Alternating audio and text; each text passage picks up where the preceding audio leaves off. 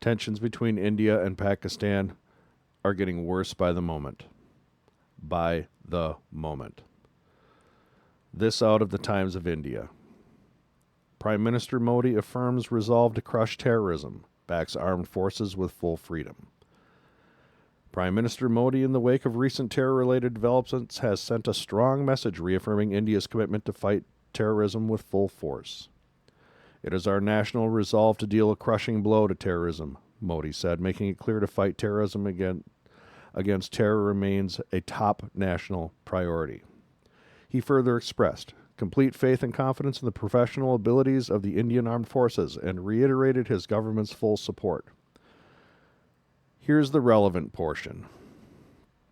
Prime Minister Modi added that the armed forces have complete operational freedom to decide on the mode, targets, and timing of our response.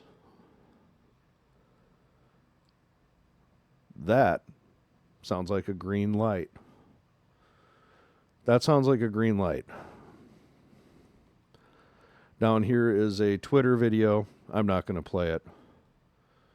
But there's no audio anyway. It's only 28 seconds long. That's of his meeting with his chiefs of staff and defense secretary, or defense minister, I'm sorry, American. The situation is continuing to get worse and worse. There's been clashes along the border today. This is from IndiaWarMonitor.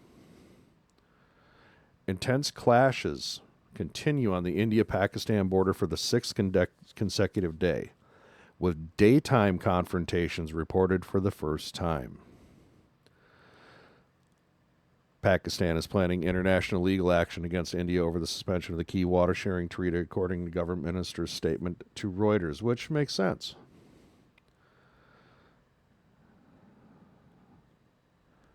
Again, this is just going through here. This is one of the things I wanted to bring up. Local media reports suggest Pakistan may consider declaring war on India. Now, this is off Twitter. Take it with a grain of salt, if you will.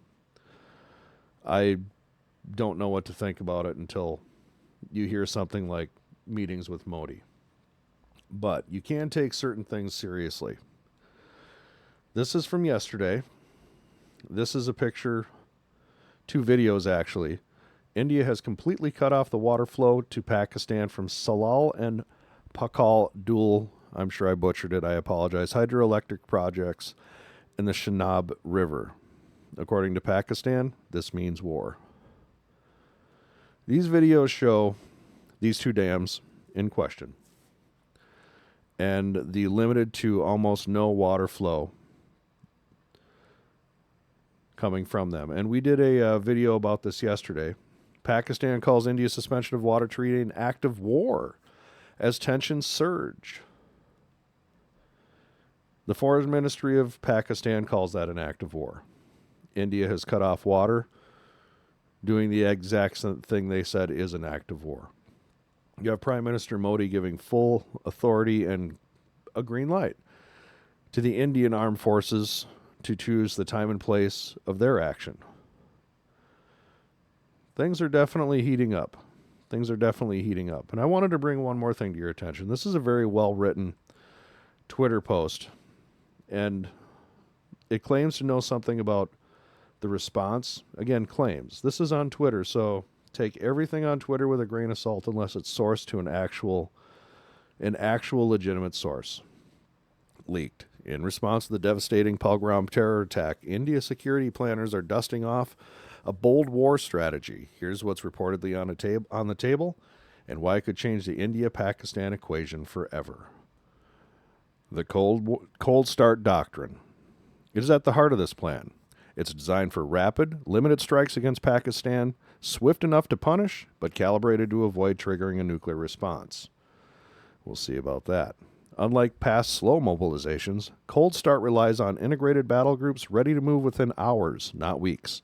The goal, seize limited territory, disrupt terror infrastructure, and send a clear message without crossing Pakistan's nuclear red lines, assuming you know what those red lines are. Pakistan's answer: full spectrum dominance strategy that threatens nuclear response even to limited incursions, aiming to deter any Indian action, no matter how swift or contained. The attack has escalated tensions to a new high, with cross-border firing and diplomatic barbs intensifying. The risk of miscalculation is real. Both doctrines are now more than theory, they're shaping real-time decisions. As the world watches, the subcontinent stands at a crossroads. Will Cold Start remain a deterrent, or is South Asia inching closer to a dangerous new phase? Stay tuned as this story develops. I'm going to follow. This is a very well-written post, and if these two doctrines are in play, what are the Pakistani red lines? How far is India going to go? What do those strikes consist of? What will the response be by Pakistan? Because they will respond. What's India's red line?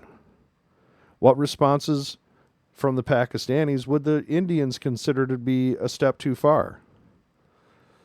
As Atul Pandey, and I'm sure I butchered his name too. I'm sorry, sir, for butchering your name if I did. I like your post. Remarkably well written, clear, concise, and to the point, and quite frightening. Quite frightening. I'm going to keep an eye on this, guys. There doesn't seem to be a lot of news coming out here in the West about this. This involves major global powers. China has Pakistan's back. 100%. There have been verified flights of Chinese military cargo aircraft landing at Pakistani air bases within the last 48 hours. Urgent deliveries of military equipment, undoubtedly. India, well, they have tacit backing from the United States, nothing like what you're seeing from China for Pakistan. So this could get hot. When it does, these are two nuclear-armed nations who have fought multiple wars in the past with millions of people who've died. We need to keep an eye on this, and here on this channel, we're going to. That's the latest update for right now. It's about 10:30 Eastern Time, 10:30 Central Time, April 29th.